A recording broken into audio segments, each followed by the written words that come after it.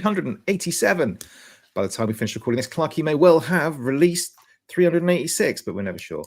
Good evening. It's me, Vimesy. With me tonight, we have the mighty Clarky, straight from editing duties on the last show. Hey. Yep, he's being very professional. And as a special guest of honor tonight, we have the man himself, Mr. Hideo Kojima, joining us from deepest Surrey. It's Pat. It's Pat. Fucking hell. If you are listening to this on audio, I beg you to go and watch the YouTube video. Just the first minute and a half will be fine. A, it'll up our views, and B, how long did that take you? Well, I can't sit in the chair now. Let me turn it sideways. It's Jeff Stranding. Hey, everybody. My God, even his hair survived the apocalypse. Yeah, it's a shame there was nobody watching this when he walked on screen. It's a shame, isn't it? It's a shame. How are we all doing? Is it a special day for you, Pet, or something? Is it some kind of Death Stranding 2 day, baby? Is it? Why are you here then? I don't mean to improve on it. Could you not have walked in with muffins strapped to your chest as well? There he is. Look, there's the most important member of the TGC. Oh, this is there you are. Look, it's my baby. Screenshot that, Clarky. Screenshot that. Baby. I don't want a screenshot on this thing. Instead of the antenna, we got this thing. Wow. Instead of the antenna. You're gonna rename that Lou? I think he's got the same collar as my dog. You know, is it this bright? This is going to be my cosplay. Is it? I don't see Lou giving him that many licks, but you know that's okay. I don't need that level of nudity on the screen either. Thank you very much. Yeah. So you're going to put the dog into a liquid-filled capsule attached to your chest. It's called a blender, mate. How are we doing, fellas? We're all right. We're obviously not as excited about today's imminent release as you are, but you know. What are you on about? I've already played it. You've already played it? Have you? Yeah. I had an hour on it earlier. Oh, so you just watched the first cutscene? Basically. No, I've just got to the first cutscene. Remember that? This might be ancient history by the time this game. Well, I was going to say the show comes out because it very well could be ancient history by then. That Mind's Eye program. Apparently, there's loads of. Do you remember that Mind's Eye game that came out last? I think it was last week or the week before. It was. Anyway, it's not done well. But there was loads of conspiracy theories about the fact that it had the first 2 and a bit hours were basically all cutscenes and hardly any gameplay. And there was loads of conspiracy saying it's just so that would go past the refund limit on Steam, so you couldn't send it back for a refund. So I wonder if Kojima's thinking the same thing. You see, that's what he's done. He doesn't release anything he wouldn't be proud of himself. Okay. Have you done any walking yet, Clarky? I have done some walking. You're walking from the very moment the game opens. What? Really? Yeah. Wow. There's not even a cutscene at the beginning. How long is your cutscene? There's just a bit of an opening text crawl, and then it's straight into the game. Like Star Wars, then. Yeah. It's soft now. It's a little. It's set. It's the opening set 11 months after the original game. Don't spoil it. You've got Lou, but obviously following the events of the first game, Lou's just basically on a little carrier in front of you, not in his bottle anymore. Right, hang on a sec. I've got his place. Because anybody who's listening to this on audio is wondering what the hell's going on. Pet has basically strapped a rather large Amazon cardboard box to his back, and rather than doing it sensibly, he's essentially just got loads of gaffer tape and slapped it around himself. Yeah. It looks like the sort of box Amazon used for a small bottle of vitamins or something. It's so hot. I.e., the size of a fridge. I'm free. Look at that. I mean, I'm amazed you didn't do that naked. You could have waxed at the same time. A Greek man has no business putting tape anywhere near his hairy body. I know that really hurt. Oh, I tell you what, I bet he trims his armpit hair. I bet he does. I'm free. When he does his little stubble, I bet he goes under there with the armpit as well. I bet he trims something. Well, he Sorry, can't afford Clark, to. He can't afford to trim too much down there. You know what I mean? To make it look bigger, isn't it? Yeah. Was it trim the lawn to make the garden look bigger or some shit? I can't remember. Yeah. Like, Anyway, sorry, Clarky. Tell us. I've never needed to know that. Talk to us about the first hour of the S2, please. Well, If you could make it last about 45 minutes, that'd be grand. absolutely, yeah. So you get a bit of an opening text crawl. It opens up 11 months later. Sam's just stood in the middle of a desolate kind of mountainscape with Lou sort of strapped on a papoose on the front. Now he's obviously out of his her bottle. Sorry. Is it a her? Yeah. Oh, I didn't realize that. This is spoilers, dude. I don't know none of this stuff, and I'm getting spoilers now as well. Is this Clarky? This is what you sign up for when you have a conversation with Clarky? Hold on, just stop a minute. So you didn't finish the first game then? I did, but I can't remember. I watched all of it. Then. But I can't remember it being a girl. I don't remember it being a girl. Aren't we living in a world cage anywhere where like the kid can grow up and then decide what sex he wants to be? No, that's why they chose Lou, you see. So it specifically refers to it as Louise at the end of the first game. Ben. Does it? I can't remember that, but I am playing through the first one.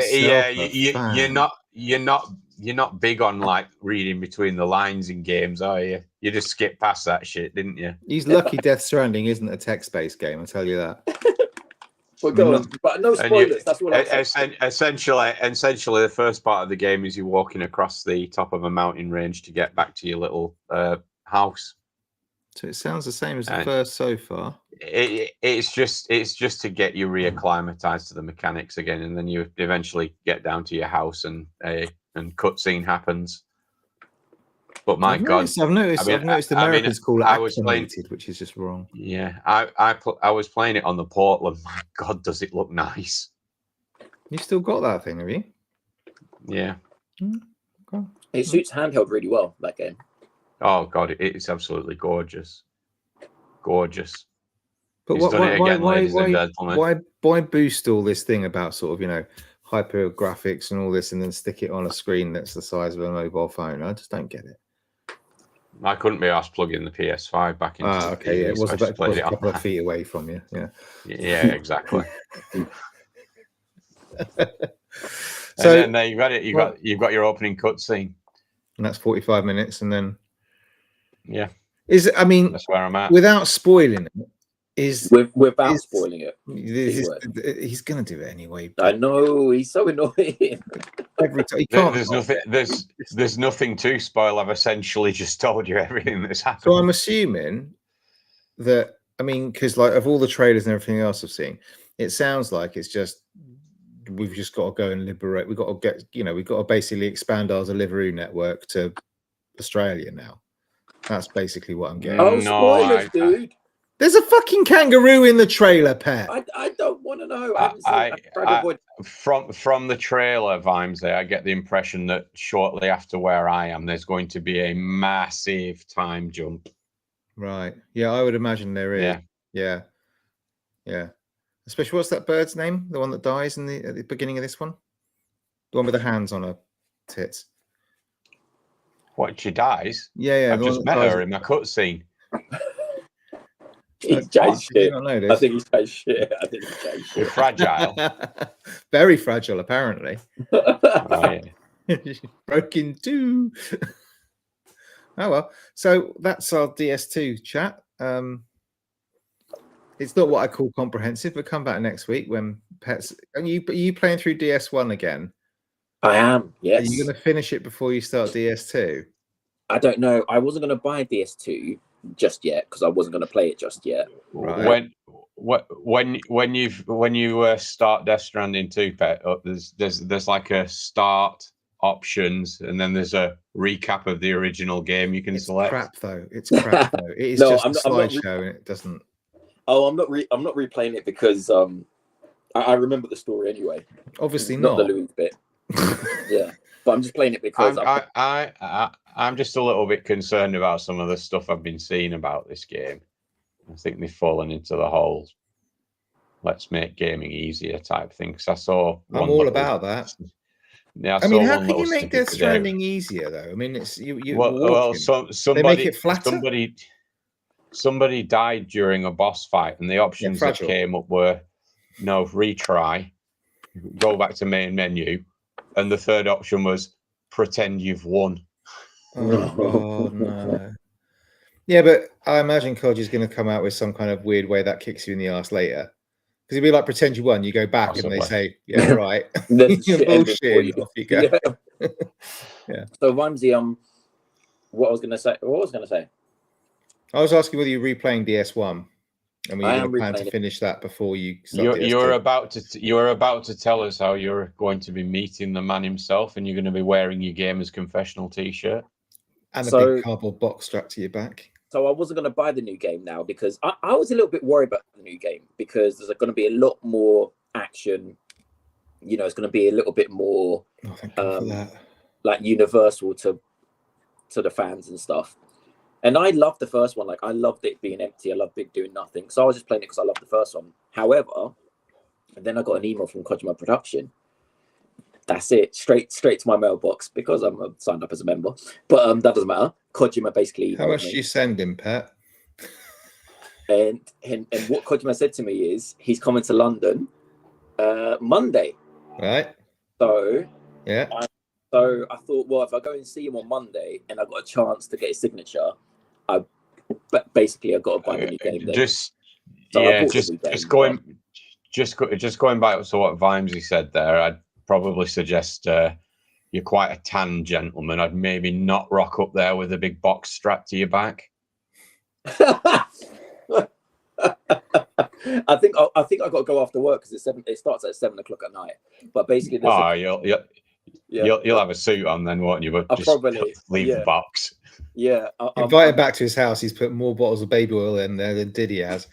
I either got to go looking like a prick in my suit, or I might skip the day and just go straight to the concert so I can be a little bit easier. Because I don't know if you know about this, Vimesy, but basically, like, do I know about this? Do you know about it? Yeah, it's hosted by like who's that guy, Clarky? Jeff Keighley. Jeff Keighley. It's hosted by Jeff Keighley, and it's like an audience with like Kojima and like they got like some orchestra. How do you say that word? Yeah, orchestra. Yeah. It comes from the Greek orchestra. Yeah, and then they got some other person there. So I thought, right, if I'm going to get this thing signed, he might not want to sign the old one, right? So I'm going to take getting that signed. I fucking will. Do you not reckon he doesn't stand at the front of his stage with his knickers down asking you to put fivers in there, mate? I bet he does. He probably would. Well, I'll bring it with me just in case. But is there any chance you can take a photograph of me and ask him to sign it? I don't think he'll sign a photograph. Why didn't surely he'd appreciate if you got him like a game that, right. Shall I read you what it is? Go on. Okay, a special evening with Kojima Productions. Right, that's good. Worth waiting for. Sorry. Blah, blah, blah. After almost 6 years, Death Stranding releases today. Blah, blah, blah. As part of the Death Stranding World Strand Tour 2, Kojima Productions will host a special event that will take place in the evening of the 30th of June at the Outernet in central London to celebrate the launch of Death Stranding 2. Hosted by Jeff Keighley, the event will include a special appearance from Hideo Kojima and feature an exclusive live Caroline Palachuk performance from the Death Stranding 2 On the Beach soundtrack.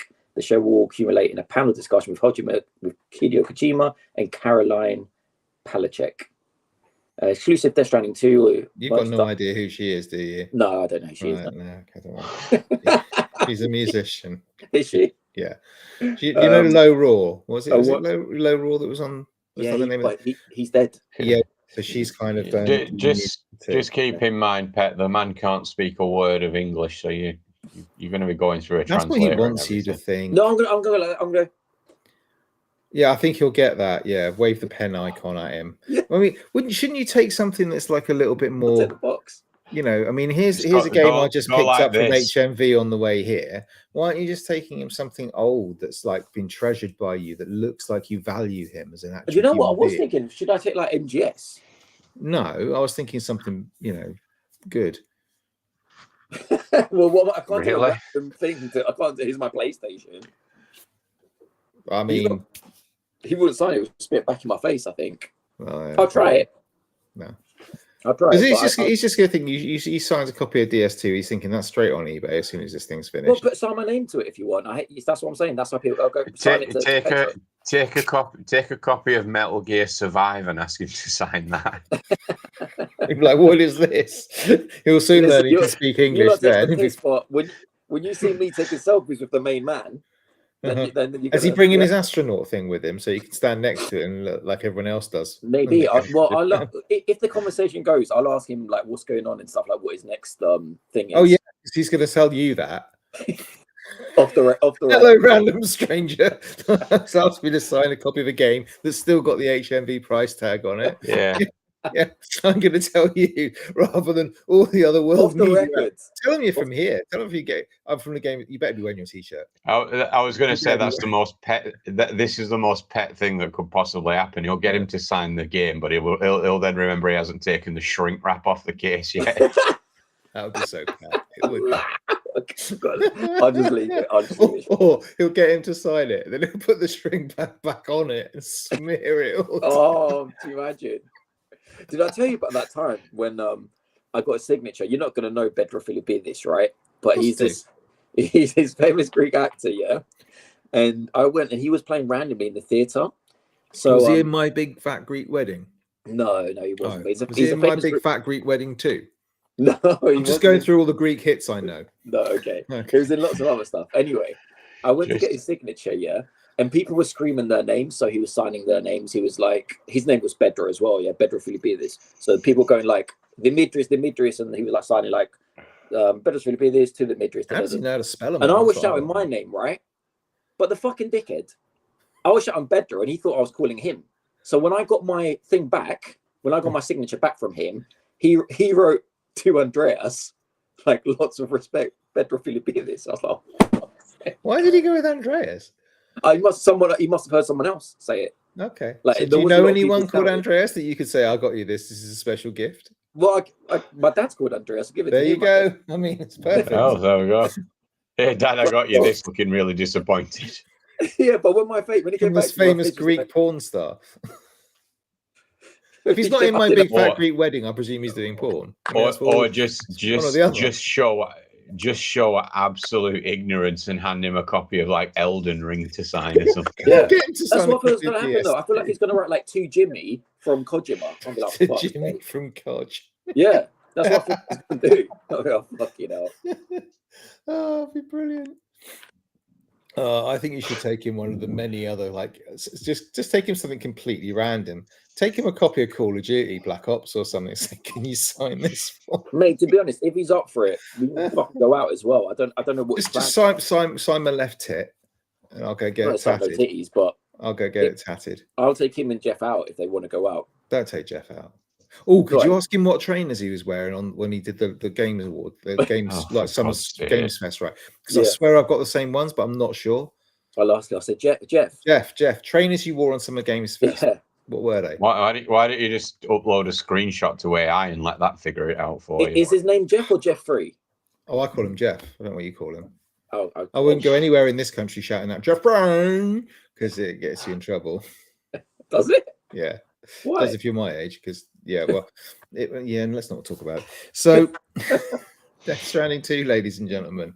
I presume global exclusive. Pet will be live streaming from the Death Stranding 2 showcase on Monday night from 7 o'clock.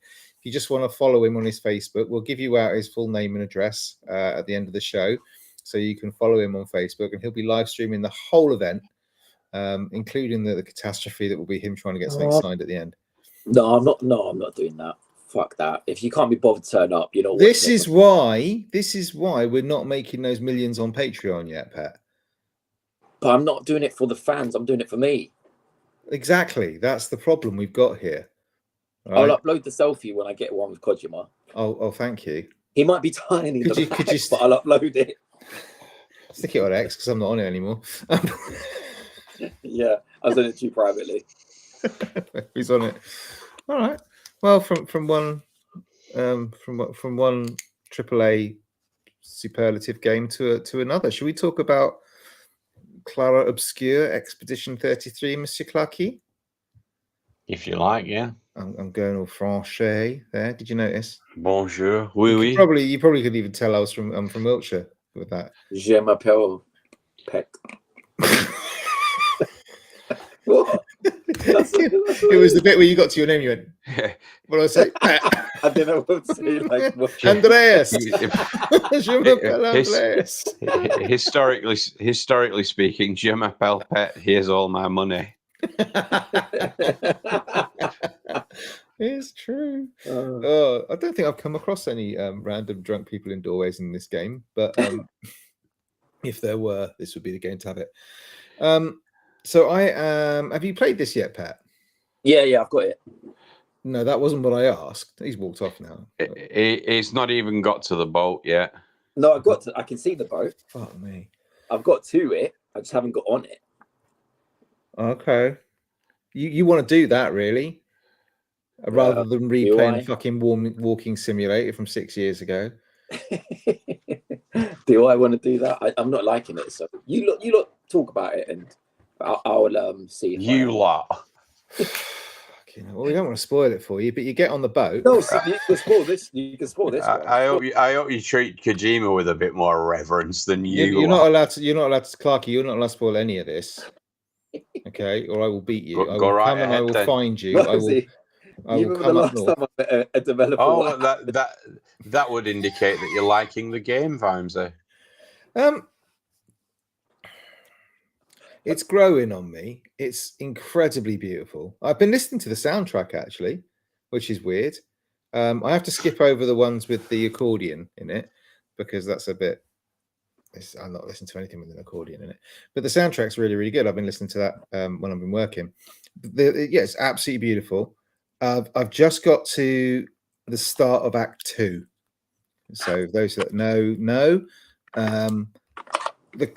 Oh yeah. It really does start to grow on you. I think the beginning part of the game is really quite slow, but I understand kind of why they've done it. But once you get off the boat, excuse me. Once you get off the boat, you get on the boat, Pat, right? Then you get off. Jesus, Vimesy, spoilers. I know, right? I'm going to ruin the next bit for you as well. What it does then is quite clever because I think the thing that it really worried me about this game, because I almost got like anxiety about playing this game, because what happens is you start off and it's you and another character, and then later on you'll meet another character, and then you'll meet another character, and your party slowly starts to build up. There's never more than 3 of you in a combat party that I know of yet. But don't spoil it, Clarky. So as you get there's never more than 3 of you in a combat party. Yeah. So you get that thing where you have to kind of choose, who's going to be in the party, who's going to be in, and all that sort of stuff. The thing that really worried me was that every single character has a completely different combat mechanic. Right. So it's not like any Final Fantasy game before. Okay, yeah, you've got a healer and you've got a DPS and you've got a like a tank or something, right? So you kind of expect those to be the same sort of thing where, here's my tank, but they're all playing the same. You've still got, here's my mana pool, here's my spells, here's my physical attacks, here's my health, right? And this doesn't do that every single different game. Are you listening there, Pat? Are you watching the football? I can't tell. Oh, sorry. No, I'm listening. Yeah. It's so much. Man City were playing tonight. So much respect for me. He really does. Sorry. No, I'm listening. But every single character has a different way of playing. So it's not just like, oh, I'm just going to spend some mana points and do this. So you've got characters who are fairly standard, where you'll get kind of your mana points. They're not called that, but we'll call them mana points in this one. And then you spend them different attacks. You've got other ones where you've got to build up different types of attack to kind of, until you get to a certain level that you can then kind of explode. You've got other ones that are fucking weird, where they're all kind of timing based, and you've got different stances that you have to move into and kind of manage all this. So every single character has got quite a complicated kind of mechanic behind it. I'm sure Clarky will be able to kind of put it into better words than I've managed. Did you figure out embarrassingly late in the game the trick with the your kind of buffs that you have automatically at the start of battles? Yes. Yeah. Did you figure out? No, of course he didn't. I played through quite a large amount of the game thinking that I could only have 3 of those. What, the Luminers? Yeah, Oh God, Clarky, you dick. I know. So there are these things. I'm gonna get this wrong. Right. So there are these things called Pictos. Okay, comes from the Yes. Greek Pictos, and they're basically Pictos. like they're kind of skills, right? And you can slot 3 skills at any one time, right? These are your active skills. And what the Pictos have is they'll have 2 stat buffs basically. So it might be like a 40 plus increase to your speed, and I don't know, something else. Attack twice at the start of every battle. Yeah, but they'll so they'll have a stat boost. So it might be 40% speed, 10% damage or something like that. And then they'll have a kind of an active. So they've got a passive set of stuff, the boost to your speed or whatever. Then you'll have like an active buff, which will be something like a special ability, like attack twice at the beginning of the game. Start with more mana, attack first, whatever it might be. Yeah. If the 3 you slot are those active things become active. Those are the things that are active. But hang on, no, it's the other way around. No, it's the stat boosts that are active. So the passive things are the active things. But then you get these things called Lumina points, and the Pictos that aren't in your 3. Yeah. Depending on the number of Lumina points you've got, and it goes up as you go through the game, and you can decide to give them how many you give to each character, kind of thing. So let's say I've got 30 Lumina points. I can go and choose the Pictos that can kind of be secondary, and those active buffs, so the attack twice, start with more mana, you can slot those, but you don't get the passive buff of the 40%, 40 more speed, 280 extra health, or whatever it is. But they've got so many little systems like this that I was just getting, because you know what I'm like, I don't do complicated shit, and when it comes to JRPGs, it just throws me. So I had to kind of spend quite a lot of time just trying But to that does sound sit there. complicated. It does sound complicated, but it isn't once you start playing it and you kind of it's got to click. I mean, even if you didn't like using it, the simple fact is, if you figure out how to parry well, you don't really need to upgrade diddly shit. Yeah, I mean, you could go through this whole game not getting hit. Yeah, you could. I bet. In fact, I'm surprised no one's done a no-hit run on it yet. I would imagine they already have. I wouldn't be at all surprised, because you can, I can. You got so in the real time, not real time battles, in the turn-based battles. It's a bit like Mario RPG, I guess, because my son was playing that, and he said, "Oh, it's just the same as Mario RPG," and I went, "Yeah, all right." So when the enemies come and hit you, you can dodge out of the way, and you got a choice. Yeah. You can either dodge or you can parry, and the parry's got a small. Played that bit. Yeah. Right.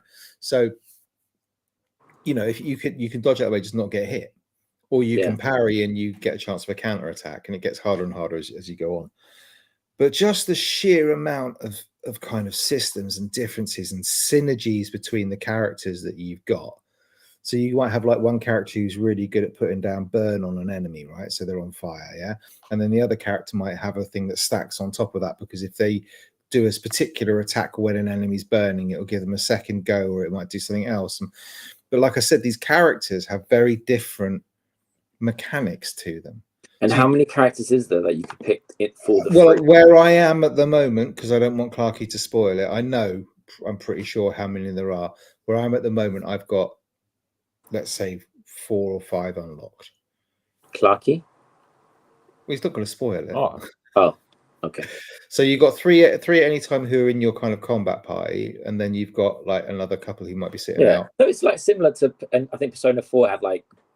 Yeah, and you can kind of swap them in around. It's a bit like, Dragon Quest 11 had the same thing, where you've got a party of, I think there's about 7 or 8 in that, and then you kind of swap in the ones you want into the 4 that are going to be the party. Dragon Dogma had everyone in the village you could get in your party. That's true. You could just get anyone you wanted. Trying to kind of like, I'm still in that bit where I'm trying to learn. I can't. Clarky might have to help me, because I can't put into words how each character has. So the mage has a different way of getting powerful to then spam attack to what the other damage dealer Yeah. does to what the but they're like I was saying, they're completely fucking to the point that when you change character, the UI changes a little bit. Right.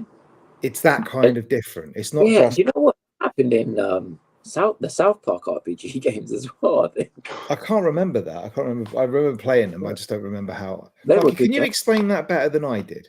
But, yes, is the answer, but can you? Well, not really. Will you is the question. No, yeah. The can you is yes, you can. He's got to earn his keep. I don't really know. I mean, yeah, each character has a completely different kind of skills and the way they attack. I mean, one character, it's literally just right. You can do standard attacks. You can do some magic attacks. Another character, their stuff's based on like sort of like tarot cards, if you will. So you need to do maybe a couple with one set of tarot cards, and then you can do a really strong attack with when you've kind of built up some ability and with a completely different attack. Well, that's unique to that character. But Vimes, another one changes her stance to like defensive or attack stances, which none of the other characters can do. Yeah. But Clark, isn't this like bread and butter? Like this, for me, new that play JRPGs. I don't know if Vimesy knows this, but nothing you said is like a new mechanic to us. We've played this somewhere before. Basically, exactly. It is. It's essentially it's RPG turn-based combat, but with parrying in it. The parrying is a very kind of important part of combat. We've seen parrying in loads of games, Clarky. Like this isn't. It's not the first. Like I said, literally parrying. So the thing that throws so the background mechanics. So the things about the Lumos and the Pictos and putting your skills and your skill trees and your stats and all that, that's fine. No problem with that, right? But let's take something like the JRPGs I play, because you've got to remember I'm fairly new to the JRPG. Yeah, that's what I was wondering. Is this new stuff for you? Because I can't remember playing a JRPG before where each character had a mechanic, was based around a mechanic that was so different from every other character there. So if I play Xenoblade, right? Okay, one of them's going to have a certain their thing is to build up a meter and then boom, they attack, right? Yeah. But the way they kind of build up those meters is different. So, for example, like you talk about the one with the tarot, right? You'll have sun cards and you'll have moon cards. You've got to lay down one card first, build up that number, which is attached to the enemy. Then when you basically trigger that by playing a moon card, if you like, which then puts you into a thing called Twilight, where your attack is raised. So it puts you into that kind of thing. And that lasts for a certain amount, depending on how long you can keep that going using the other skills you've got. You've got to kind of keep it rolling. So you play that person's turn, then you go to somebody else. Yeah. And their thing is all about, I've got to try and maintain my stance. So I've got like three stances and a stanceless, I think. And you've got to try and manipulate what's going on with you so that you stay in the stance that's most applicable to the situation to enable you to do your big damage. And then you go to the next person whose thing is all about being able to put down attacks to build these things called stains, which then allow you to kind of do more powerful attacks depending on the colors of the stains. And it's just like, for me, that's really anxiety provoking, because I'm just like, I fuck a lot. Fucking puts. I've got to learn one. I'm kind of chuckling to myself a little bit because Vimesy's finding the mechanics of each character so like strangely unique, and it's like he's still got time to go in this game, and he thinks what the characters he's already with have got a unique. I know there's at least one more coming. But does it force you to? Does it force you to keep certain characters in certain battles, or can you be like, I don't want this guy's come with a new mechanic now? If you don't, I will still use my four. Right. So the three that you've got in your party accrue experience. The three, the 1 or 2 or 3 or whatever are out of the party. I don't know how many it's going to be. Only accrue half the experience. Like Pokemon. So, I guess, yeah. So, but if your party wipes, you can sub in the other party. The other 3. Right. So if you think, if you've just got your favorite 3. Yeah. So it's like Pokemon, actually. Yeah. I don't know anything about Pokemon, but let's say I played my favorite 3 and they're all level 40. Yeah. They all wipe and I say, shit, I've got to bring in the reserve team. They're going to be level 20. if someone's near, Ironically, though, it is possible to kind of turn it around even when you sub in the weaker three, because sometimes they'll have an advantage that's kind of this particular enemy's weak against. So it is worthwhile doing it. You can choose whether to you can choose whether to completely wipe or summon in your backup team. It's always worth summoning in the backup team. Got you. That's interesting. But it is, what I will say is, I'm a simple man.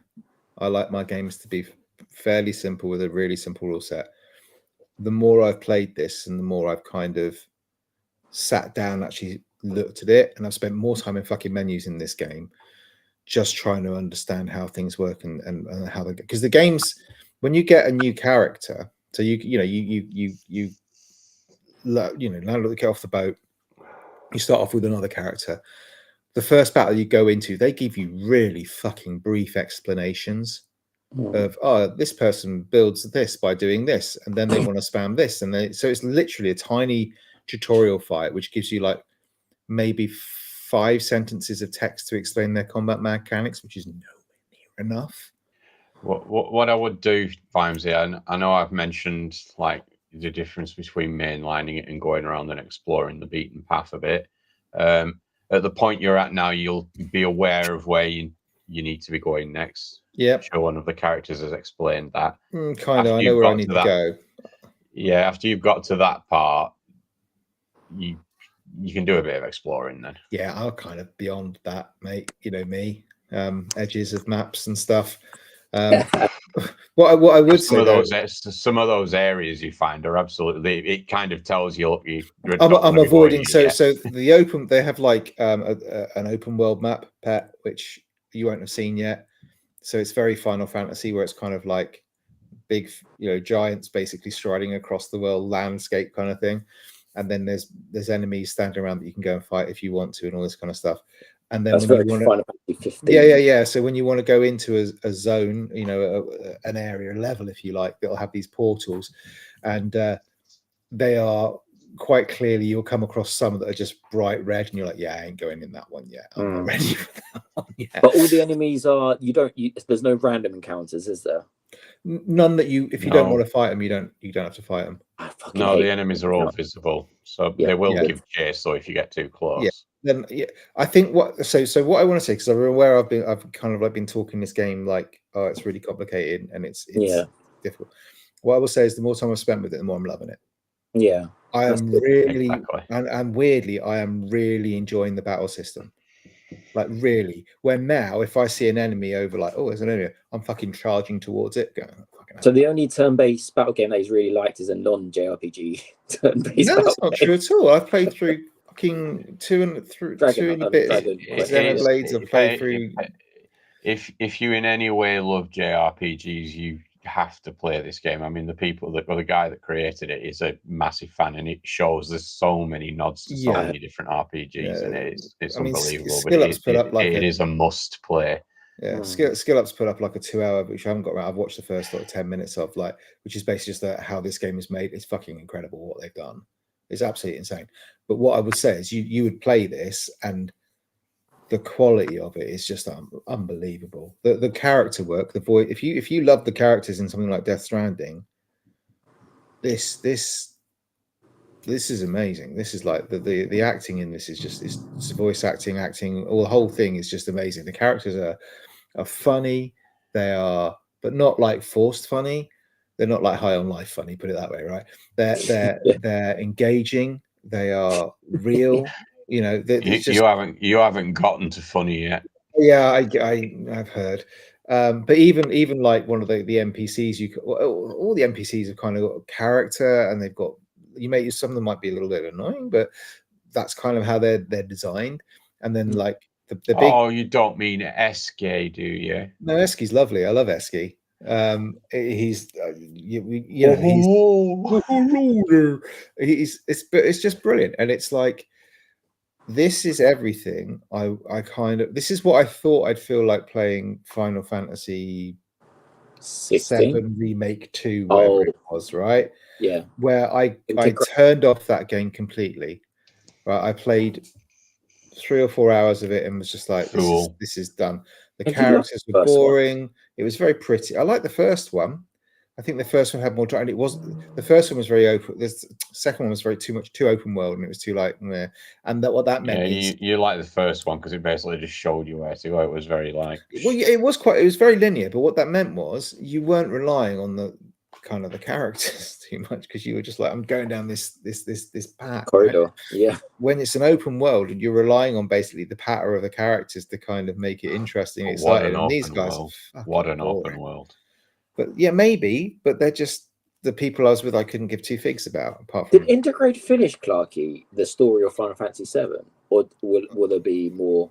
I actually can't I think remember. it was a trilogy, wasn't it? I mean, they can go wherever they want to go, can't they? Because it veers. Like, no, I mean, swerves off. did it get to Yeah, the end of the no, original it's a 7? To the original, you know, the Yeah. original story of 7. Did the second one get to the end of it, or is there going to be more? Well, no, because if you've played it, it quite obviously isn't a remake of 7. It's a kind of sequel.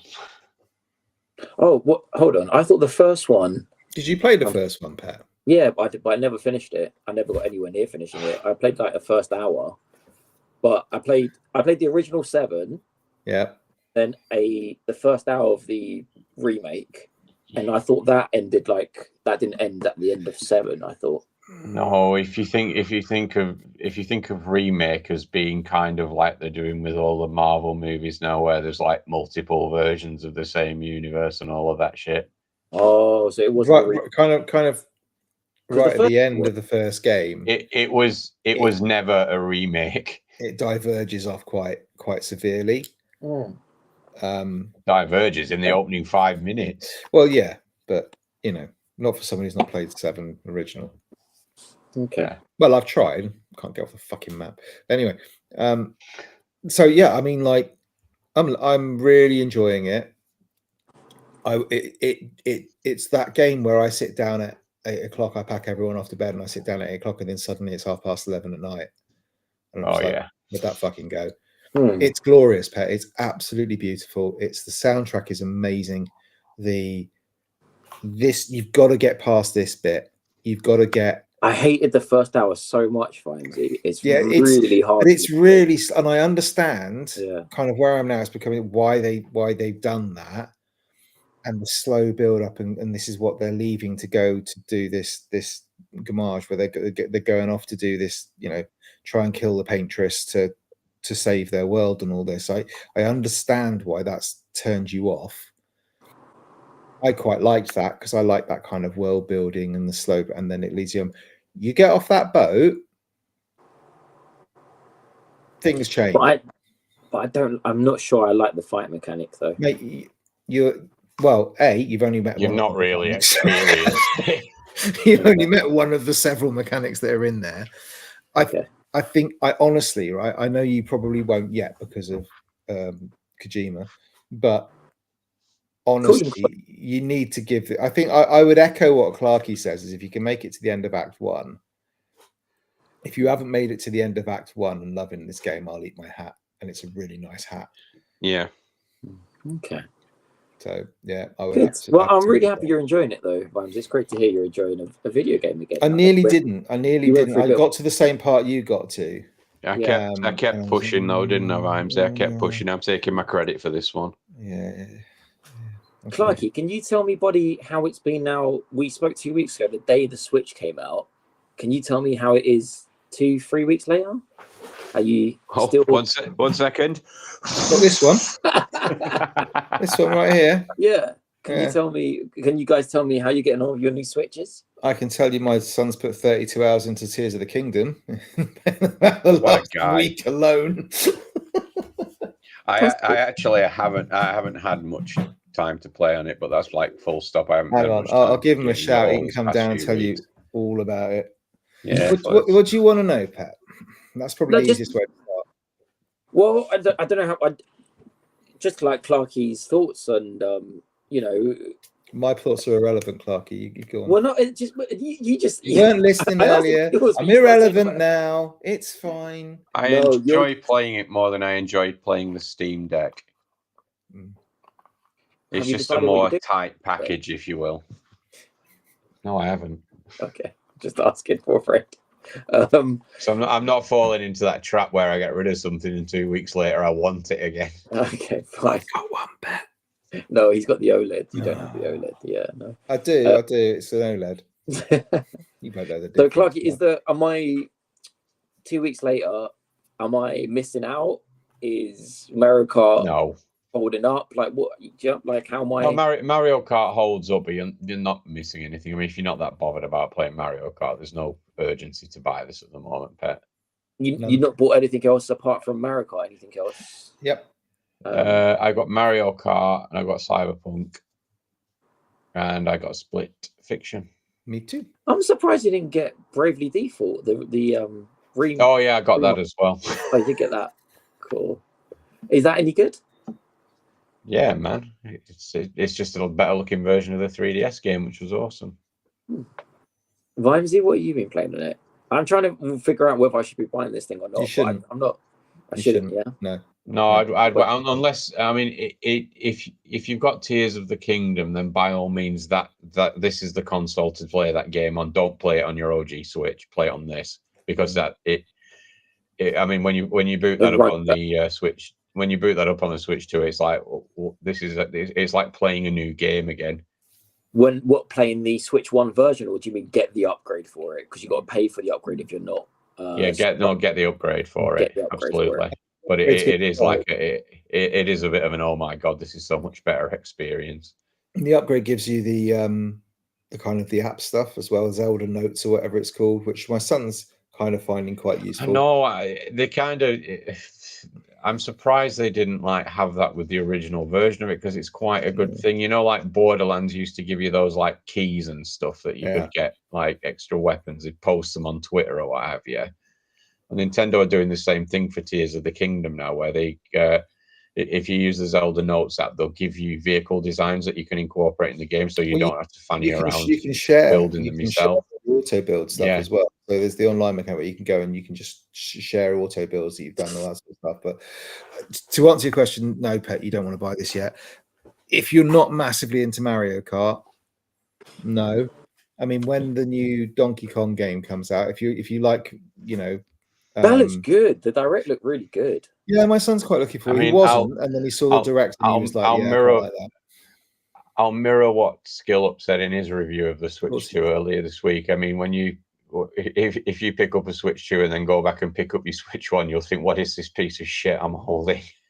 But it does. Like, I mean, because I've got the design is that much like more solid and premium, and the size of the screen is just an absolute I mean, perfect. They're like, you know, I'm going to have to turn this on. But it should be for double the price as well, though, right? It's not double the price. The Switch was 300 quid. Oh, was the Switch 280 to 300 quid? And this is like 100. If you account for inflation, it's the same price. It's basically the same price, but it's like head and shoulders above. Like, I mean, this has got a case on the back of it. This has got like a one as well, though, isn't it? Yeah, that is the OG. Yeah, it's worn down slightly, but this is just like, I mean, it is a really nice. You got a filthy sticker in it already. Yeah, you're making it look like it's 5 years old. Let's take that shit off. Hey, shouldn't those have been packaged in the case of the game you sold to me? No. I feel robbed now. No. I bought his Pikmin 3. Where's the stickers? Give me half a product. Literally. About half of them are on the back of this one as well. But I'm a little bit worried that they've made Mario Kart too complicated now as well. It's not complicated. It's just it really isn't.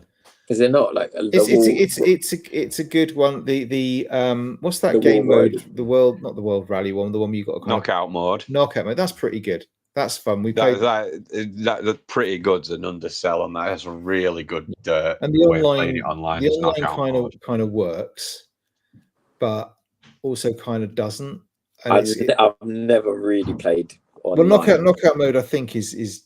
I never played Deluxe. Is best play. I think can you only play online? No, you must be able to play it in CPU as well. But no, knockout mode is online. It's only online though, or can you play it? Yeah, okay. So it'd be a pretty pointless mode if you weren't. It seems a bit of a weird way. We haven't quite worked out yet how to invite his friends into a game. You can definitely do that. You must be able to, but it's not particularly intuitive. Nintendo's version of an online thing is like fucking, it might as well be like play by mail. It's just, you know, it's not particularly intuitive in any way whatsoever, but it works, I guess, in the sense that you're in a lobby with 23 other players and you're all having a good race. It would be interesting to see like what the attachment rate to that game still is. Like, are people online playing it still? Like, I know, like, yeah, I mean, I've got quite a large friends list on Switch too, and there's always a few of them at Always least someone playing on. Mario Kart at any given time. But I think the first couple of weeks, 2 or 3 weeks, there probably will be, and then I think after a month it'll do what it always does, which is it will come out when you have people around, like, and you want to play couch co-op or whatever. That's what you play, right? Yeah. My son rinsed it for the first 2 weeks, and then, well, probably the first week and a half, and then managed to coax him onto Tears. But I wanted him to play Breath of the Wild first. I don't think he'll go back once he's finished Tears. You don't think he'll go back to Breath because it's probably a little bit too simple. But yeah, he's and it looks. It's a different fucking game, really. It just looks so You much say better. that, but it still doesn't make me interested because No, but if it's not, that's what I'm saying. I want the new games, not. But there aren't any. I mean, and until Donkey Kong comes along, which is basically Donkey Kong Odyssey, right? Yeah, that looks good. You know, my son will pick that up, but it's not for that. It's a bit like, did you want an OLED? Why did you want an OLED? Yeah. Because it gave me a better experience with the games that are already there, the library that's already there. Same thing here. This is going to give you a better experience than even the OLED does. Yeah. Even though it's got a supposedly lesser screen. It's not lesser. It looks better than the Oh OLED. yeah, I saw what's it called? Can't remember those that English guy like ripping it to shreds. Can't remember what his name is now. They got like the Oh yeah, about the refresh rate. No, it was more like the it was like the fuzziness. What's it called? Like the blur. Right? Yeah, like the blur. Yeah, that's It's only Digital Foundry. That's it. I saw them and they were like rinsing the it's screen. kind of only a thing for side-scrolling games, though. Yeah, I mean, how is that? Why is that, Clarky? Why, like, how come 3D games aren't affected and then side-scrolling ones? Because on side-scrolling games, you're essentially doing that. The screen's just scrolling really fast in one direction, isn't it? But 3D games, the screen is like Yeah, going. You're going all over the place. Camera, but You're going all over the place, and it's 3D. Okay, my little brain doesn't get it. No, I think you'll have to watch Digital Foundry for a better answer, I think. I'll have to watch it again. Yeah, Clarky's not paid. That's why we don't pay him the big bucks. I got just the Or any got bucks. just the headline of it looks fuzzy. And I was like, oh, it looks fuzzy. It doesn't. I mean, I mean, I'm old and I wear glasses, and What flat screen games are they playing on the damn thing anyway? I can't think of anything. well, this is the thing. I think everyone's just it's reinvigorated the library a little bit, but it's just that's because there's a lot of games that have received, although not necessarily greatly advertised. A lot of games have got are improved playing in Switch, and they'll just get a boost anyway, just because of the hardware that's powering it, you know. So I saw an IGN, by the way. This is a little bit of a side thing, but I saw that. Why are you still going on that site? It's a good site. I saw that Nintendo. They said that Nintendo are credited in the end credits of Death Stranding. The company I believe that so. the company that made the 3D Mario game helped with some of the cutscenes in Death Stranding. So it's literally said, but they're bought by Nintendo, so it's like Nintendo. It's like the first time ever they've been credited on a PlayStation exclusive. Like a Nintendo thing. I thought it was pretty cool. I just thought of it now. Well, you got to remember, for my son, who's still rocking the OG, because I wouldn't let him have the OLED because he's got the OLED now, has he? No, he has not. Now he's got the new one now, has he? Yeah, so he's going from an OG Switch to the new one. And it's like, wow. But how come you never gave him the OLED, but you're happy to give him the new one? That was a lovely piece of kit. I'm not giving that to him. But this one's even better than the OLED and more. Yeah, but he's going to get a 2 because that's where the library's going, right? Yeah, so he's like, so it's like he can't get Mario Kart World on a Switch 1. So you know, Mario Kart World on the Switch 1. Oh yeah. Yeah, because it's the new one. Yeah, so I thought you meant Mario World. I was like, oh no. So you know, the reason I didn't give him the OLED was because he still had the OG. He was quite happy with it, and I could sell the OLED for more than I could sell the. No one was going to buy this piece of shit after what he's done to it. Yeah. Where the places I've found this and what it's been covered in, no one is buying this. Right? I wouldn't sell it because I'd be worried about the lawsuit that's about to come after me afterwards. So yeah, I sold the OLED on because it's basically new because I hadn't hardly fucking played it. And he just kept hold of the OG one. I So think what you're saying, like, I should hold off. Clarky, do you agree? I would hold off until the game hold off is for a while. there that you want to play on it. Which is what, Clarky? What do you think the game's going to be? That I just asking him. Oh, It's so, like, don't know. okay, I don't sorry. know. Give me here mine. What do you think? What do you think I should be waiting for then? Yeah, I think if you haven't played Tears of the Kingdom, you should play that. But No, but that's already Just out. me. Like that's so I feel less excited. I feel like I could play that today, right now, if I was desperate to.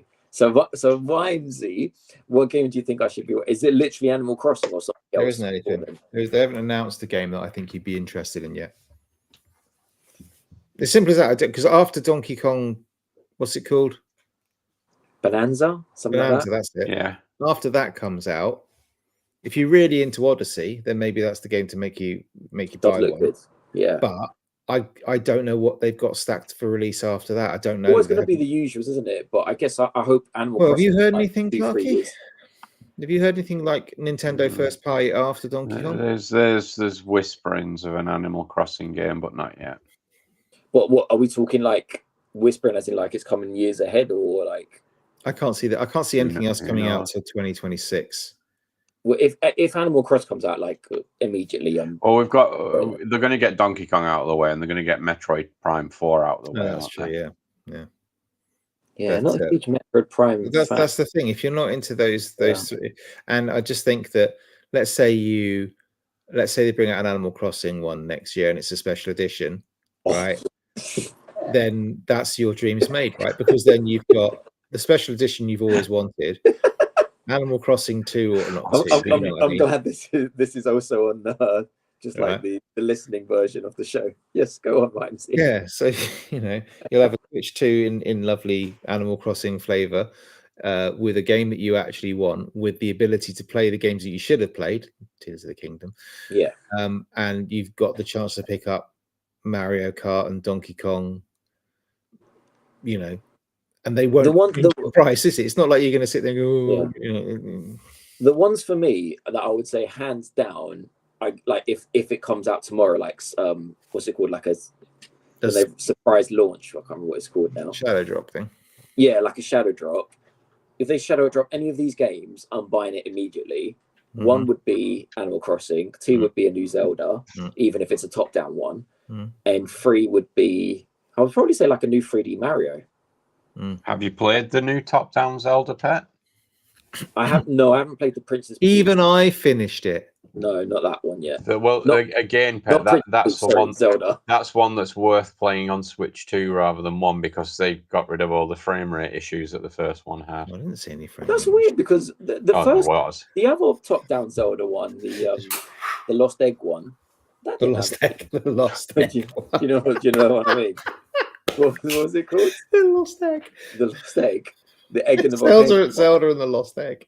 Yeah, the egg in the volcano. That was that didn't have any issues. That was great. I didn't see any issues. I quite enjoyed that one, apart from that stupid tower that was just stupid. So yeah, those 3 franchises immediately. I can't think of anything else that I would immediately jump to if it was like a Nintendo exclusive. No, I was thinking about picking another one up for me, and then I just thought, what am I doing? Why? There must be something. No, if I'm going to go for a handheld, I'm holding out for the new Xbox One. That's what I'm going to do. Well, what's the difference between that and your Steam Deck? It's more powerful. But the main reason, more powerful, better screen, blah blah blah blah blah blah blah. I think the reason why the ROG Ally X or whatever it's going to be called interests me is because of local install of Game Pass games. So I can actually, local install of Xbox, but isn't that what the Steam can't Deck do that, right? You can stream them. With the Steam Deck. Yeah, you can stream them to the Steam Deck. I can't local install them to my Steam Deck. Oh, sorry, I'm talking about it, but you can buy the games though. on Steam Deck and do there's no, so on Sea of Steam, Thieves. unless there may well be a way of doing it, but the only thing I've managed to find is like a little app that costs about £1.29 that I got Clarky by as well, which basically allows you to, from within Steam, you can run the app and it connects to your Game Pass account, and Right. you can then stream on your stream, but it is I streaming. hear you. So I hear you. played like an hour of, well, maybe not even that, maybe 45 minutes of Clara Obscura on the Steam Deck using streaming, and then just, I can't do this. But can't you just buy the Steam version of Clara Obscura? I could buy the Steam version, but why do that when I've got Game Pass? I hear you. Yeah. Yeah. So that doesn't make any sense. And at the moment, if I'm being totally honest, most of my gaming is coming off Game Pass. Most of you get. Oh, okay, that's interesting. I mean, it is. Well, you say that, but the Indiana Jones game, played through that recently. Yeah. Clara Obscura came out. I played through I that played recently. all that on Xbox. Avowed, I played through that recently. The Obsidian, the other one, I played through. Oblivion. The Oblivion remake, I played through that. Well, not played through it. I got to finish the first Oblivion game. Went, yeah, I'm not going through this again. That's so Spanish game, hasn't it? It didn't really have the Skyrim effect. No, kind of. But so I hate to say it, but I've got a nice library on Game Pass. Yeah. My Steam library is nice. Yeah. But the Steam Deck doesn't get the love because, honestly, it's a heavy thing. It's heavy that it hurts my hand. Is that it there? Not it's not quite as ergonomic as I would like it to be. Mate, I'll be honest, when you held that, I thought that was the Switch 2. That's why I asked. I was like, from behind, I couldn't tell. Well, that's always your excuse. That's what she said. Hang on, I've got to turn it off. Switch 2 is much. That's what I told her. Switch 2 is much thinner than the Steam Deck. Switch 2 is obviously, you can see that's the Switch 2. Is the screen bigger than the Steam Deck? Yeah. The screen is longer. Nice. Yeah, by quite some way. Do you like a big screen? Oh, what the fuck have I done now? I've turned on bloody touch controls on the Steam Deck. How do I turn that shit off? Yeah. And the problem with the Steam Deck is I'm not a big fan of playing things handheld. That's the first thing. But you can plug it in there. I did, and I have played stuff, but it plays like indie games fine as a standalone computer. So I plug it into a monitor, it plays the indie games fine. But you're not going to be playing like Clara Obscura through that onto a bit. It's just not. No. But the temptation of having a more powerful handheld PC and being able to locally install Xbox games on it, like the Xbox Game Pass, it would be the same if PlayStation did it with their PS Plus library, because that's getting really good now. The PlayStation Premium or whatever it is, the library. I don't know, you see, because I mean, streaming games has gotten to a point where it's so good. I don't think it'd be worth buying one from my point of view. Completely. Right. Or if you think it might be, right? But I'm living I've got a 6E router. I've got 400 down, 400 up internet, and I still can't, sitting in the same bloody room, get a decent game running, streaming it. Just can't. Just doesn't work. But again, PlayStation Portal, mate. I'm not buying one to try it to turn it back again. I just can't see the point. He will send it back because I've been saying this. I feel like I'm the most non-tech guy here, but I've always said this. Mate, you can have 1,000 up and 1,000 down. It don't make a difference, because the thing you're trying to stream, it doesn't need that kind of speed. With the kind of speed that you're talking about, 400, you could have 10 times less Wimsey and be streaming it fine. It needs, I don't know, 20 up and 20 down as opposed to 400 up. What you need is a stable connection. A stable connection of 20 Mbps and 20 down should be more than enough. You can have 2,000 fucking Mbps. I don't know what it is. If it's not stable, you can shove the speed up your ass. It's about a stable connection. Rare technical information from Pet there. Yeah. Thank you. People say this all the time. I forget fucking people with IT going, oh, but I got 400. I know that, which is why I put it out first of all that I'm running a 6E router, because it's it should be as near damn it smooth as latency as you can possibly get. Yeah. Do you know but what even when the stats tell me on the screen that there's fuck all lag and that I've got a good connection, it still doesn't feel right. It Yeah. still Your No, house feels isn't built off. on an ancient Indian burial ground or anything. It's something is to it? do with the wiring. It's something to do No, with, it's with the wire. Welsh. Do you have direct fiber to your house? Yeah. Yeah, I do. I've got direct fiber. I've got, it's all, and this is the thing. Clarky sort of says, "Oh yeah, my portal is lovely. It's sweet, lovely." It's not. It don't But make a difference. again, the problem with that is, even if that worked and I bought one and it was beautiful, right? It's locked to the PlayStation library. Yeah. I I don't don't want understand why we get speed download tests. Why can't we get a connection, like run it for like a what was the word I was using earlier? A stability test. Like in the next 1 hour. I'm sure there are. Yeah, like what the fuck? Like, because the speed is a nonsense conversation. To me, it's so stupid. It's No, like no. what the I'm not fuck? saying the speed But is I've got no fun. petrol in it. Well, who gives a fuck if your Ferrari can do thing if you ain't got petrol in it? Like, it's not about the speed of the thing. It's about the petrol. Might be a diesel Ferrari. Yeah, well, you put diesel in a fucking petrol Ferrari. I don't get it. Anyway, obviously, we're going to be attracting a lot of Windows geeks into this conversation. I doubt it. But what I'd really like is because they're talking now about with the Xbox, the ROG Ally Xbox or whatever they're calling it, ROG Ally X, whatever fucker it is. Your libraries are so you can have all on one platform with local install, so none of that lag latency bollocks is there, right? You can have all the platforms bar PlayStation and Nintendo. So you can have Steam, you can have Xbox Game Pass, you can have Epic, you can have Good Old Games, you can have any, all that can all be on there. Now, admittedly, I'm probably only going to use 3 of those, Steam, Game Pass, and GOG, but that's better than what I've got at the moment. I've got them all sitting on the one thing. If I go off, I've got a cruise book this summer. Don't know if I mentioned it. I can take that with me, and here's my lovely library again. as long as you can access your Xbox things. The thing is, it doesn't make you can because they give you 2 weeks. The power of this thing would have to be really impressive because about 5 minutes after it releases, someone will figure a way of putting the UI onto one of the already existing consoles. They might do. What I'd really like is to have my Xbox, which I think is dying, Clark. I don't think it was Italia. I think it was the Xbox. The Xbox being able to launch Steam games. Then I'd be really happy. Yeah, Xbox being able to launch Steam games. Because then basically I've got a cheap PC running there that can run Steam games at a decent lick, not like a 4090 or anything like that, but it'd still be able to run it better than it would look otherwise. So that would be kind of sweet if they're going to talk about the next level of Xbox or whatever. The next Xbox, if that runs Steam as well as the Xbox Game Pass catalog, that would be lovely. Why would does Steam have a choice in that if it can be run on there, or is that not a Steam? Yeah, they'd be able to say whether it could be happening, but basically, because wouldn't an Xbox is basically going to buy our hardware if we do that. What do you mean? Why would I buy Steam then?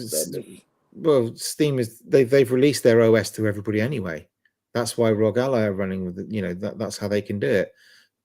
So but why can't the next Steam Deck then also play Xbox games? I assume it will do as well. Will it? I presume there was a licensing thing. I don't know, but I mean, Steam locked that down, so you couldn't play Epic games on it. You can't. You can only launch the Steam storefront. Steam storefront. Yeah, so you can't run I can do it, but I've got to go into the desktop version. So on the Steam Deck, you can flip to the desktop and you can install the UV launcher and stuff. I think if I was the Steam director, I would say wait, are we missing a trick now? There's no point in us releasing another Steam Deck because everyone's just going to fucking buy that. Why don't we also put Xbox? But the numbers are tiny, right? There's 4 million Steam Decks in the world. Yeah. Right? 4 million. But now you're going to get 1 million. Right, Nintendo sold that in a day or something, didn't they, on Switch too? Yeah. So what you're telling me the strategy is? Well, there's only 4 million, so let's make it 1 million for the next one. Well, that's what ROG have got really. And look, I'm just saying, I don't know what the licensing is behind whether Xbox can put Steam on their consoles or whether Steam can put X. There's going to be a conversation that they're going to have with each other and sort of say what we're going to do. Yeah. Xbox are obviously trying really, really hard with this Play Anywhere strategy to get everything on everything. There's a fucking MetaQuest 3 that's being branded with Xbox now that you can buy. Oh yeah, I've seen that. You can go and get your MetaQuest X or whatever it's called. 3 months Game Pass. Yeah, it basically, you get a MetaQuest 3. I think it's the 3S actually. I'm not sure. But that's not it's MetaQuest kinda- losing out. My point is that's not MetaQuest losing out though. That's MetaQuest gaining something. Whereas I can already do it. It's just a branding thing, but it's just highlighting the fact that you can play Xbox and Xbox Game Pass through exactly. MetaQuest. They're not losing anything out. But I feel like Steam would be with this move. So I feel like there's more. But to Steam have never been. Steam make far more money, right? Far more money from the storefront than they do from selling the hardware. So if they can get their OS on other hardware, they don't care. It's the same route that Xbox are going down at the moment. If they can get Game Pass on everything, that's where they're going to make their money from the Game Pass. The hardware doesn't make them enough profit, right? You're selling an Xbox. I'm bullshitting here a little bit, right? If you're selling an Xbox for 400 quid, what's the profit margin on that? 20, 30 quid? I don't know. Can't be much, Let's right? call it. Yeah, let's call Remember they first used to sell it, they used to fucking sell them at a loss, right? Yeah. Even if we call that 30, 40 quid, right? They used to get like, I remember it used to be a game and a half loss. So if a game's 60 quid, it was like you're getting like a 90 quid loss on the console. Yeah, so you know, game and a half. If they don't sell that, if Xbox don't have to sell Xboxes anymore, but they can get their Game Pass onto PlayStation, right? They're laughing because people are going to be playing Xbox games. They're getting all the money from that, and they don't have to worry about hardware. They don't have to worry about distribution. They don't have to worry about manufacturing. They don't have to worry about warranty claims. They don't have to worry about anything. They're just providing some games that go on there, and then getting the money.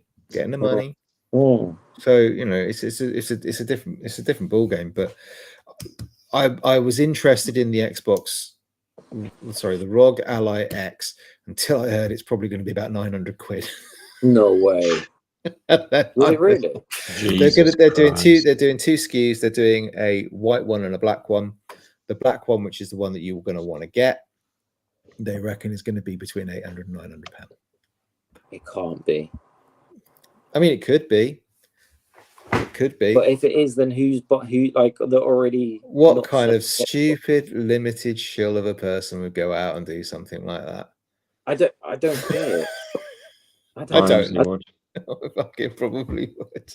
But the Xbox one assumes you're gonna be able to play Steam games and also on the Xbox then as well, right? They've not said anything about that. That's the thing. What they're saying here is they're going to put Game Pass onto. Basically, it'd be the same as me having my Steam Deck, but I can locally install Xbox. But my point is, if that licensing is in place between Xbox and Steam Deck, it might only be one way. I would love it to be two-way. That'd be amazing. I love a two-way. Well, you can already buy a version of the ROG Ally which just has Steam OS on it. Yeah, Steam Deck OS. Yeah. Sorry, I'm so confused now. So I've got my Xbox handheld in my hands. Yeah. I can play Steam Deck games on it. I can play the Steam Deck games. You can play the Steam library on it, yeah. Okay, but I can't do that on my physical Xbox that's connected to my TV because they've got a different. Microsoft's got a different license. They have a Steam hardware, the Steam OS, whatever you want to call it, right? Yeah. Or is in the hand. However, the ROG Ally are doing it. So ROG Ally are using a different launcher, right? They're not using Steam OS on the ROG Ally X. It's their own proprietary launcher, which will launch Xbox, Steam. It will launch Game Pass. It will launch Epic. So why would anyone after that point buy an Xbox then that can only play Xbox games as opposed to this thing that can play? Because if I want it plugged into my telly, the Xbox is always going to be. Can you not powerful. do that with the handheld? Let's say they bring out the handheld and a new Xbox at the same time, right? Yeah. The one that's sitting behind my telly is always going to be more powerful. Got you. Than the handheld, always. Even if the handheld's a grand. Yeah. Because what you're paying for is the form factor and the size. You've got a screen that you don't have to pay for. The Xbox doesn't have a screen on it. The battery again, power. A handheld can't give you. Right. A handheld can't give you Series X graphics. No. Right. So you're be able to for a long time. So Xbox will quite happily shill. Life, yeah. Here have. Please install Xbox on everything. They want Xbox on everything, right? Because you're paying for you'll buy their games through their storefront. You'll buy Game Pass through their storefront. That's what they want, right? They're probably going to be less keen about having an Xbox which has got the Steam library on it, because, like we said before, you're only making a small amount of profit on an Xbox, but you're not then making any money on the games because you're buying shitloads of Steam games. Yeah, so it's you want your storefront on everything. You don't necessarily want to be hosting the storefront, right? Building the Who's hardware. hosting it? Rogue Ally. Rogue Ally will. Well, they'll put it on there. But it's yeah. So anyway, that's that one. But it's an interesting one. I'd like to see what they do with it. I'd like to see where they go with it. Yeah, I don't interesting. know. I have no idea what the next Xbox is going to look like. And one assumes that Rogue Ally are getting a cut of this as well, right? So for every Rogue Ally sold, let's say like 50% go to Microsoft, 50% go to them, right? So there'll be something in there. What I don't know is Yeah. if, like, let's say Xbox puts Steam on the Xbox, I would have to assume that Steam would have to hand over a percentage of every game sold on Steam to Xbox for hosting it. Why would Steam not want the app on? Oh, because physically they can't handle it, like on the actual Xbox. I think they'd be fine with that. I think it's Microsoft that would have a problem with it. Steam would quite happily like to have it sitting on Xbox, I imagine. Yeah, because it's just another place for people to buy their games, right? Yeah. So it'd be Xbox that has a problem with it, because you're taking the whole thing about Xbox is we want you to buy our games, and if you put another competitor on the same system, do I go and buy Indiana Jones on Xbox, or do I go buy it on Steam? Right. If like 20% of people decide to go and buy it on Steam, Xbox are losing money. They're still kind of getting it, but you know, they're losing some money there because it's going to Steam rather than them. So, anyway, that's enough spitballing, because fuck knows, it could all be wrong. It probably is. You know, when is it coming out? What year? I'm thinking, did they say the end of this year, Clarky? End of this year, yeah. Yeah. So we'll know more. Just in time for 2025. Christmas, mate. Just saying. You owe me a present. You getting it, Clarky? Probably. Look at him. He's made of money with his fucking lapel mic and his neon lights and his camera that tracks him around the room. You're telling me he ain't spending like spaffing $1,000 on something? Yeah. So he probably will. Cool. No, what? Has anybody played anything else, by the way? No. Warzone. Warzone. I'll see you all next week. Whenever I release this episode. Week. By the time you release it, I'll do you all a double whammy tomorrow. I bet you I can edit. I won't even edit them. I'll just merge both episodes together and release them as one. Giant Coco. episode. Hello, Coco. Coco's joined the chat. Say somebody wants feeding. Yeah. That was the kiss to Coco, not to Clarky. Yeah, I know who it's for. Yeah. So does Coco. Look at it. Evil devil rat dog. Right. Evil devil rat dog. Oh, yeah. Look at that little ratty tail wagging away. That little doggy rat tail. He's a cutie. She ever wants some It's not even really a dog. Look at it. It's the size of a watermelon. Muffs? Don't start. Say hello. No, we're not having a doggy reunion. Right. I think that's probably it for tonight then. We'll be back in a couple of weeks, Clarky, won't we? 2 weeks. Yeah. 2 weeks. I don't know about that. I've got a lot on that week. Well, if I meet Kojima, we'll be on just to discuss it with Whamsy. Yeah. Somebody will be back. Whenever Clarky releases the episode, cheers, Dean. Nice to see you in chat, mate. Whenever Clarky releases the episode, that is. So, we could be back almost as, by the time you're listening to this, the next episode might already be out, because Clarky might make it a triple header. So who knows, right? So until then, do you want to say goodbye? Fucking, there's dogs everywhere. You want to say goodbye, everybody? Bye-bye. Clarky, turn it off.